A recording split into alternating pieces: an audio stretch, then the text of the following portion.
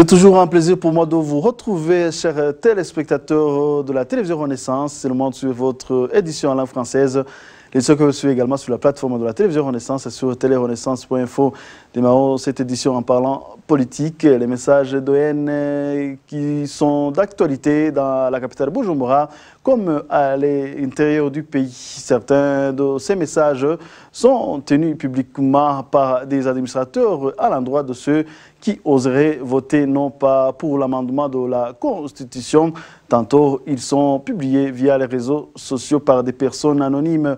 Ces messages qui passent inaperçus au regard de la justice burundaise et aux autorités du pays montrent qu'ils constituent un outil de propagande du pouvoir de Pierre Nkurunziza qui veut que le référendum aboutisse à l'amendement de la Constitution. Révérien Bazikame pour plus de précision. Les plus heureux restent les autorités locales de la province de Muyinga, au nord-est du Burundi, qui n'hésitent pas à menacer les populations en public. Les cas les plus récents sont ceux du chef de la zone Muyinga sur les collines de Kibongera et Kwibouye et du secrétaire communal de Butihinda et chef du parti CNDD-FDD. Ce premier a dit clairement que celui qui votera non pour le prochain référendum sera décapité sans autre forme de procès. Isaac Nibigira l'a dit lors d'une réunion qu'il a tenue et a profité de la même occasion pour interpeller les militants du CNDD-FDD de traquer les opposants qui peuvent voter non à l'amendement de la Constitution. Ce deuxième exemple du responsable du parti présidentiel Abutihinda, Revoka Rubera Mihigo, indique qu'il relaie le message du chef de l'État, Pierre Nkurunziza. Ce message est clair. Celui qui votera non au référendum aura franchi la ligne rouge. Mwaravyumvise umukuru w'igihugu yatangajije icese kuzokwigisha guhakana ibwirizwa shingiro gutora ibwirizwa shingiro oya azoyage murongo usagute azoyage murongo usagute mufise amaradiyo azoyagiye mu murongo utukura vyumvikane ko azoyasaye umurongo waberanda azoyafashe umurongo w'abagizi ba nabi sivyo none sivyo turabasavye rero mutubera ijisho hariya mu nama shingiro iwanyu hariya mu cimbiri iwanyu uwo wese na cyane cyane igipinga abo mizero y'abarundi nabo mu yindi migambwe bone yagoranye cyane muri 2015 mu bakurikiranire hafi ijisho kurindi umwanya ku mwanya abo nibo njavyi za mbere tuzobadufise sivyo muce kuja wendo musi nyene uzofatwa ariko arigisha guhakana ibyizwa shingiro muce mumuduha twebwe muranegera muzoce mumuduha opeje ntazorinda gushika nkatura tumwitorera hanyuma cyo duhuza ubwayi rero azosigara avuga wabimutumye n'icyatumye kumbure bagira gute babimutumye nitugese CNDD-FDD. Ces deux administratifs ne s'inquiètent de rien devant les instances judiciaires de Muyinga.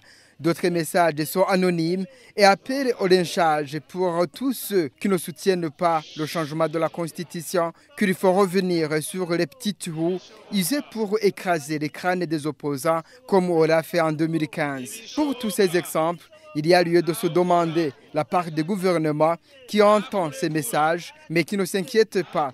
Une opinion estime qu'il s'agit pire et simple d'un programme du pouvoir pour amener de gré ou de force tous les Burundais pour qu'ils votent oui au changement de la Constitution. Ces messages de haine proférés par le parti CNDD-FDD inquiètent le parti MSD. Epitas Shimirimana, porte-parole de ce parti, fait savoir que ces discours haineux se retourneront contre Pierre Nkurunziza, qui devra par ailleurs en répondre devant la justice. Epitas Shimirimana fait également un clin d'œil à toute la jeunesse dans sa diversité de ne pas considérer ces enseignements pour s'attendre à un Burundi meilleur. Suivez Epitas Shimirimana, il est porte-parole du parti MSD. C'est vraiment un peu triste comme un pays Burundi, mais je voudrais rappeler que tout finir. Il y a un Burundais qui a fait une comparaison en disant que Nkurunziza est comme il serait en train de consommer des œufs en décomposition, ne sachant pas que la conséquence néfaste reviendra à lui. Nkurunziza aujourd'hui il lance des discours de haine et de division au sein de la population, mais je tiens à dire que toute chose malheur reviendra à lui et son groupe. Aucune personne partout au monde qui a fait cela n'a connu aucun succès. Il s'intoxique lui-même. Je lance un appel à la jeunesse burundaise que Nkurunziza ne peut servir d'exemple, autrement que Nkurunziza leur servir comme une leçon afin de penser comment ils vont reconstruire le pays détruit par ce fameux Nkurunziza.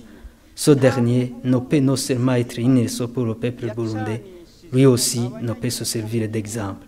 Jeunesse burundaise, faites attention, vous qui êtes le Burundi de demain, c'est vous les futurs dirigeants qui vont construire un pays nouveau où il n'y aura pas de haine, d'ethnie comme il le fait aujourd'hui et son parti CNDD-FDD.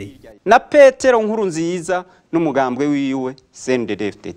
Un des spécialistes du droit dénonce l'impunité dont jouissaient les acteurs des propos divisionnistes qui incitent au meurtre et à d'autres crimes. Maître Dieudonné Bachiraï Chizé fait remarquer que la justice burundaise n'est pas indépendante, raison pour laquelle les auteurs de telles déclarations ne sont pas identifiés et poursuivis par la justice. Il précise par ailleurs qu'il y a des textes nationaux et internationaux qui sanctionnent ceux qui tiennent de pareils discours et leurs complices. Suivez Maître Dieudonné Bachiraï Chizé, il a été joint par téléphone. La loi burundaise, l'article 38 du code pénal prévoit qu'une telle personne qui incite à la violence par toutes les voies, par des réunions publiques ou par ce genre de lieu, devrait être poursuivie à titre de complice en même temps que les personnes qui exécutent ce genre d'actes de violence. Malheureusement, même ceux qui tuent ne sont pas poursuivis, si et seulement si ils tuent les personnes qui sont qualifiées d'opposants. Il y a l'intolérance qui va grandissant, c'est extrêmement inquiétant, surtout que même le parti au pouvoir a construit des monuments partout qui enseignent la même chose. Tout cela tombe sous le coup de la loi, même l'imputation dommageable est sanctionnée, la version raciale ou ethnique est sanctionnée par la loi burundaise, et la justice burundaise est plongée dans un profond sommeil si jamais elle n'est pas complice. Et nous appelons les Burundais à ne pas suivre ces actes de machination qui incitent à la violence. Nous tenons à rappeler en passant que même dans d'autres pays, les personnes qui ont excellé par excès de zèle dans l'incitation à la violence par la voie des ondes ou par des écrits ont été poursuivies au même pied que les personnes qui ont mis en exécution des actes de violence, des crimes contre l'humanité ou des crimes de génocide, que ce soit en Allemagne, que ce soit en Afrique, même dans le pays voisin, au Rwanda. Il en est de même des dirigeants qui assistent impuissamment, qui peut et n'empêche pêche, des administratifs qui assistent à l'enseignement de ce genre d'enseignement, de la haine, d'incitation à la violence, et qui laissent les choses continuer comme ça. Tôt ou tard, ils seront taxés de complices et ils seront poursuivis. Le journal poursuit après les membres du parti au pouvoir et sa jeunesse Imbonerakure pour intimider la population. La police burundaise vient d'entrer dans la danse pour exiger aux Burundais de s'enrôler au référendum constitutionnel. La mise en garde a été donnée par le porte-parole de cet organe chargé de la sécurité du pays, Pierre Mourikié, qui révèle qu'un ordre d'arrêter toute personne qui ne suit pas à la lettre la ligne tracée par le pouvoir de Bujumbura est déjà en vigueur. Suivez-le. Il y a eu des arrestations. Il y a une personne, un agent recenseur qui a été appréhendé à Ngozi, un autre à Karusi, deux à Kirundo, deux également ici à mairie de Bujumbura, à Kinama, un autre à Nyabihanga. Et hier c'était un chef collinaire de Arutana qui a été appréhendé en train d'empêcher la population d'aller se faire inscrire. Un avertissement, une mise en garde contre toute personne qui, par son action ou son verbe, tentera d'entraver ce processus. Eh bien, il sera immédiatement appréhendé par la police et traduit devant la justice. La mise en garde est adressée particulièrement à la jeunesse et qui est trompée par certains politiciens. L'exemple le plus récent, ce sont les élèves qui ont été appréhendés hier et aujourd'hui et un instituteur en Ngozi, en commune Nyamurenza, et 2 élèves qui hier vers 18h, après 18h, passaient de maison en maison à enseigner aux gens de voter leur nom. Les jeunes devraient revoir l'histoire de notre pays. L'histoire est récente d'ailleurs. En 2015, cette fois-ci, la police a reçu des ordres très clairs et il lui a été demandé de travailler le plus professionnellement possible, avec la plus grande rigueur et la plus grande fermeté, conformément bien sûr à la loi. Ces propos du porte-parole de la police burundaise n'étonnent pas. Le porte-parole du parti MSD, Pitas Shimirimana, affirme que la police burundaise, depuis 2015, a montré qu'elle n'œuvre plus au service de la population burundaise, mais comme un outil du pouvoir. Selon Pitas Shimirimana, les Burundais eux-mêmes devraient plutôt se lever comme un seul homme pour combattre Pierre Nkurunziza et tout son système pour espérer le retour de la paix au pays. Je vous prie de le suivre. Écoute bien, au Burundi nous n'avons pas de police, par contre on a des ouvriers de Pierre Nkurunziza. Si notre pays avait les agents de police, ok Burundi serait mort en 2015. Si nous aurions les agents de police, ceux qui ont manifesté contre le 3e mandat de Pierre Nkurunziza n'avaient pas été tirés dessus. Aucun Burundais ne serait porté disparu et les autres qui ont perdu les biens aux yeux de cette soi-disant police. Alors, pas de police au Burundi, mais une simple minorité qui va être bientôt détruite et chassée par les Burundais même. On ne peut pas ignorer que Nkurunziza continue à planifier un génocide pour massacrer une grande majorité de la population, comme il l'a déjà fait. Alors, j'invite tout Burundais de pouvoir être debout, combattre leur dignité, ne songe de penser à l'Union européenne, de penser à l'Union africaine ou aux pays de l'Afrique de l'Est. Ils ne peuvent nous servir à rien. Tout Burundais est fatigué par la lenteur de ces pays. C'est un moment donc opportun pour que tout Burundais sache que c'est à lui de défendre son droit et liberté afin de former une seule force pour combattre cet ennemi du pays, Nkurunziza et ses alliés, la milice Imbonerakure, la police et militaire, sans oublier le parti de l'Aigle, CNDD-FDD. Droits de l'homme, avant de clore cette édition, 24 cas d'assassinat et de disparition forcée, 33 cas d'arrestation arbitraire ont été répertoriés par ACAT Burundi dans son rapport du mois de janvier sur les violations des droits de l'homme au Burundi. Les jeunes Imbonerakure, soutenus par les administratifs, sont pointés du doigt dans ces arrestations partout dans le pays, les accusant de battre campagne contre le non au référendum sur le changement de la Constitution.